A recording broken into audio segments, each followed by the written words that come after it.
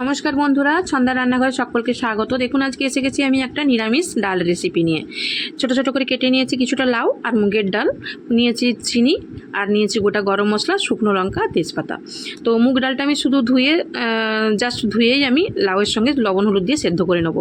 মুগ ডালটা ভেজে নিলে একটু হজম করতে অসুবিধে হয়, এটা আমি শুনেছি এবং আমি নিজেও দেখেছি। এটা একটা টিপস আপনাদের আজকে। দেখুন আমি লবণ হলুদ দিয়ে লাউটাকে আর মুগ ডালটাকে 10 থেকে 15 মিনিট সেদ্ধ করে নেবো চাপা দিয়ে। তারপর দেখুন ফিরে এলাম 15 মিনিট পর। অন্য কড়াইতে একটা বসিয়ে আমি শুকনো লঙ্কা, তেজপাতা আর গোটা গরম মশলাটা ফোড়ন দিয়ে নিয়েছি। ভালো করে ভাজা হয়ে গেলে এরপর দিয়ে দিলাম চিনিটা। তো চিনিটা যখন লাল লাল হয়ে উঠে আসবে ওপরে, তেলের উপরে, তখনই আমি ডালটা দিয়ে সাঁতলে নেব।